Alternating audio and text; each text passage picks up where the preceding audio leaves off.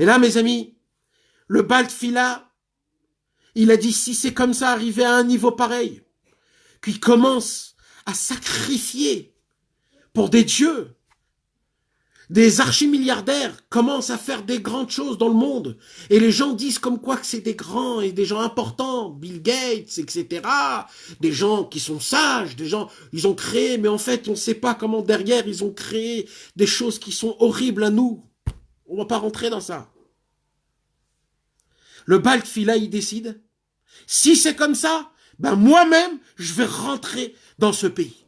Et là, les gars, le Baal Tfila, avec son armée derrière lui, il rentre, il essaye de rentrer dans le pays de la richesse. Maintenant, vous savez, le pays de la richesse, comme eux, ils veulent pas vivre avec des gens qui ne croient pas en eux, ça veut dire qu'ils dépendent pas de l'argent. Alors eux, ils se sont créés comme une muraille autour d'eux pour que personne rentre.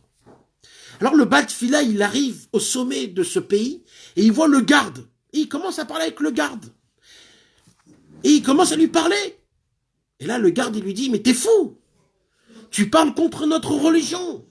C'est très important l'argent, c'est kadosh. On peut faire la tzedaka, on peut faire des synagogues, on peut faire des sefer Torah, c'est très important. Et là, le Baal Tfila, il commence à lui parler de la mort, à lui parler de Dieu, à lui parler de c'est quoi Kadosh Baruch Hu, qu'il y a une justice dans le monde. Comment ça se fait que vous êtes arrivé à sacrifier des gens, à enlever la justice, à devenir complètement fou? Comment ça se fait que vous êtes devenus des malades?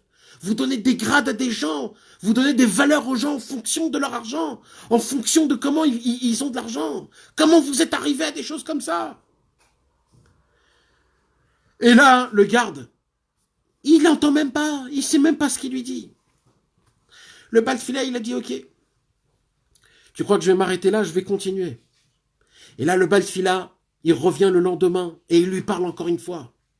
Et il lui dit, sache qu'il y a des guérisons dans le monde. Sache que tu peux vivre sans l'argent. Sache que oui, tu peux vivre que par la Emouna. Sache que si tu as la Emouna, tu peux vivre une vie comme jamais au monde on a vécu. Comme on est sorti d'Égypte avec Moshe Rabbeinu. Comme le peuple juif était toute sa vie. Comme David Améler, comme Avraham, Yitzhak et Yaakov. Comme Moshe Rabbeinu, comme tous les tzadikim, comme tous nous, nos ancêtres à nous.